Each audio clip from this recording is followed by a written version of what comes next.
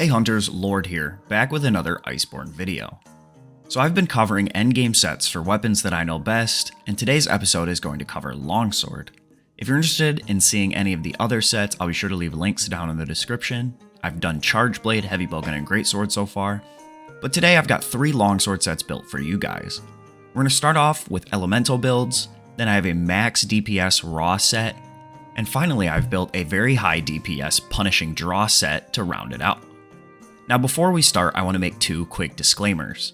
First, these are endgame meta sets, and therefore will require you to farm endgame monsters like Safajiva, Fatalis, and more, as well as have a decent decoration collection. If you're looking for a more progressive guide on armors and weapons, I've already made a video where I cover that for the different stages of the game, starting with base world and working all the way up through the guiding lands. There will be a link in the top right if you want to check that out, as well as down in the description. If you need a guide on how to farm decorations, I had a video come out just yesterday on that as well, so be sure to check that out. And the second disclaimer is just because I use a skill or armor piece or weapon doesn't mean that you have to. And if I don't use a skill or armor or weapon that you do like, that doesn't mean you can't use it. Think of these sets as more of a template that you can customize to your liking. You certainly do not have to copy me piece for piece or decoration for decoration. You gotta remember it's just a game, and the best part of Monster Hunter is getting to play how you like. With all that out of the way, let's go ahead and jump into the sets. So starting off with the Elemental sets, we'll of course be using 5 pieces of Safajiva armor for the True Dragon Vein Awakening set bonus. This set bonus gives us plus 40% affinity, plus 150 element, and it raises our elemental cap when we have our weapon drawn. This allows us to reach much higher element than with any other set in the game. As far as the weapon any QR weapon will do, just be sure to swap in the elemental charm and decoration to match. I'm using Dragon as an example here, but if you were to use, say, the Ice QR longsword, you'd then use the Ice charm and swap in an Ice attack deco. You can augment your weapon however you like. I'd recommend full element, but if you like health regen, you're free to use it. Just know you might not get any use out of resentment, so you could drop that. We get well over 100% crit on tenderized weak spots here, as well as fortify and health boost 3, and some really good damage skills. Up next is our maximum DPS set.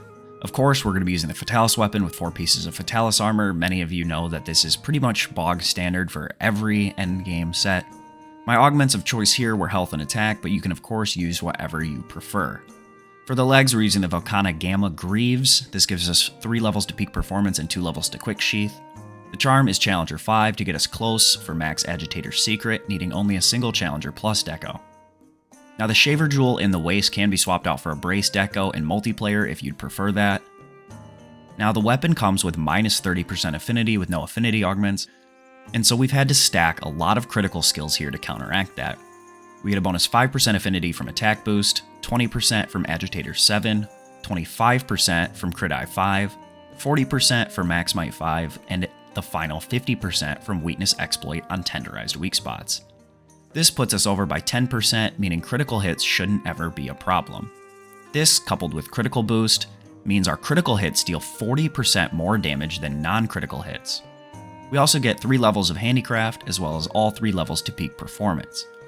This is the highest DPS longsword set for general play, obviously without getting into heroics and speedrunning things of that nature. We also get some nice comfort skills, however, like Stun Resistance and Divine Blessing 5. Now Divine Blessing 5 was my personal choice, and you can swap that out for another combination decoration, like Evade Window or something like that, if that's what you'd prefer.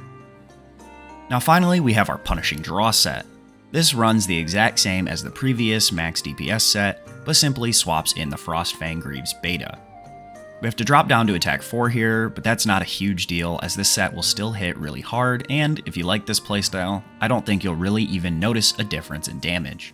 Since we have to slot in peak performance decorations, we can get even more comfort skills by using combination decorations. I opted for Recovery Up as it boosts the HP you regain from health augments in the weapon, as well as from potions and other consumable heals, but again, it's up to you, you can swap this out for whatever you'd like. So there you have it, 3 very strong endgame sets for Longsword. If you did find one that you liked, do consider leaving a like on the video as it's a free way to support my channel and help this content reach other hunters. If you're new to my channel, new to Monster Hunter, or if you liked what you saw today, do consider subscribing for lots more Monster Hunter content just like this.